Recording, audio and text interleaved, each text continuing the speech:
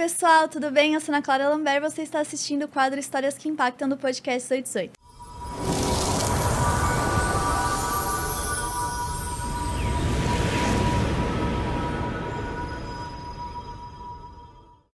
Hoje eu vou falar para vocês sobre o livro O Grande Deus Pan, do Arthur Machen. Não sei exatamente como pronuncia o nome dele, mas ele é em inglês. Então, provavelmente tem alguma pronúncia relacionada ao inglês. E esse livro, ele é um clássico. E por que ele é um clássico? Ele é um... Assim, todo mundo conhece do Lovecraft. Acho que você já ouviu falar desse grande autor do terror. Mas ele bebeu das fontes, e as fontes que ele bebeu foi exatamente esse livro. Esse livro foi um grande marco que traria o que foi o terror gótico. Então eu falei que acho que seria interessante a gente conversar um pouco sobre como surgiu esse movimento literário e também a importância que tem esse livro e se ele vale a pena você ler ou você já vai depois no Lovecraft direto e tal. Bom, vou contar um pouquinho mais ou menos o que fala esse livro, O Grande Deus Pan. A princípio, é a história do Sr. Clark. Ele era uma pessoa influente ali naquela sociedade londrina. E ele vai ver uma cirurgia que um médico vai realizar numa mulher, que eles dizia que o nome da cirurgia era Ver Grande Deus Pan, porque era uma cirurgia que ele faria no cérebro dessa pessoa. E ela entraria em contato com uma espiritualidade selvagem. Essa figura que seria representada por Pan. E a partir disso, esse Sr. Clark, ele começa a ficar extremamente perturbado, porque ele vê as coisas que foram feitas naquela cirurgia e o que aconteceu com aquela mulher depois de todo aquele experimento.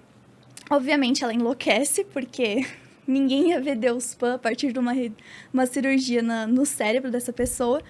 E aí ele começa a ter anotações, porque ele começa a ouvir casos de pessoas que desapareceram na floresta e voltam completamente perturbadas e que teriam visto essa figura de Pan. Para quem não sabe, assim, Pan, ele é o deus da natureza selvagem dentro da mitologia grega.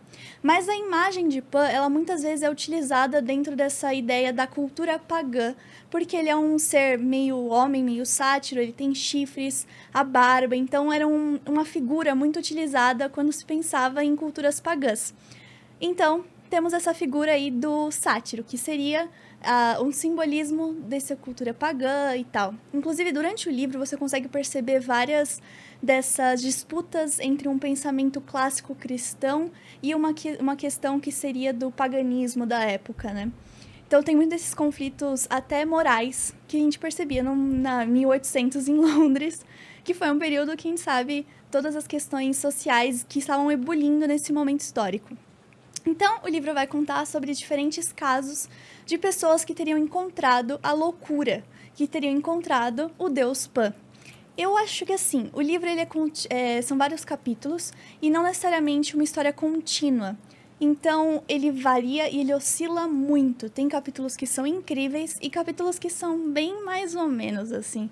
Então, vale a pena entender como foi tão marcante e importante na época, porque não se existia essa literatura de terror, o terror gótico, né? Porque aqui a gente tá falando de um terror que não é aquela figura que vai chegar e vai te dar aquele susto e tal, mas é o terror que tá dentro do ser humano, sabe? Porque ele fala que o Pan, na real, ele só iria revelar algo que estaria escondido dentro daquela pessoa. Então, é um terror mais psicológico e tal.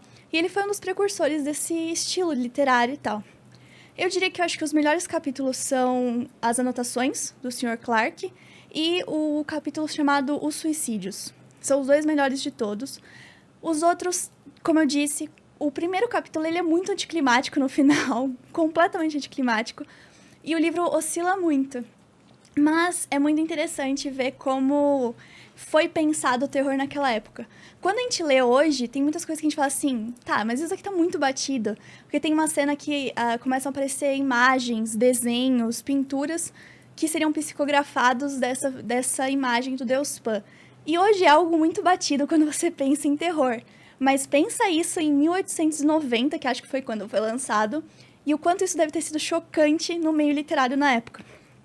E pensar os grandes nomes da literatura que beberam dessa fonte. Então, é tipo voltar ali nas origens desse gênero literário e tal, que eu confesso, eu não leio tanto, não sou muito fã de terror, assim, não é a minha praia literária, mas é legal conhecer o que veio por trás, né, desses gêneros e tal. Inclusive, se vocês gostem de terror, me dá algumas indicações aqui, além de Lovecraft, porque esse foi o único que eu já li, assim, e eu sei que é um dos grandes nomes do terror e tal. mas outras indicações que talvez eu possa gostar e trazer para vocês aqui. E foi um episódio bem curtinho, queria falar com vocês bem rapidinho sobre esse livro, que é O Grande Deus Pan. Teve uma nova edição da Dark Side, mas eu li pelo e-book, porque é um livro muito curtinho, não sei nem se vale a pena pagar o que se paga no livro da Dark Side por esse livro, né? Mas a edição tá com certeza maravilhosa, porque quando se fala de Dark Side, a gente sabe que a edição vai estar muito bem feita, né? Mas eu li o e-book na época e não vi diferença nenhuma, então vale a pena. Se você deve estar, com certeza está em domínio público, porque foi lançado há muito, muito tempo. Então, se você quiser, é uma leitura muito rápida e conhecer um pouco sobre esse gênero do terror gótico que traz esse possível contato com Deus Pan e que, na verdade, é só uma conexão com o inconsciente humano e talvez esse lado mais selvagem da humanidade que é tratada nesse livro. Mas é muito interessante. E essa foi a minha indicação de hoje, então, para vocês. Espero que vocês tenham gostado. Não esqueçam de comentar, deixar o seu like, se inscrever aqui no canal e, claro, ver todos os nossos outros vídeos que estão por aqui. Eu vejo vocês no próximo episódio e até lá. Foi.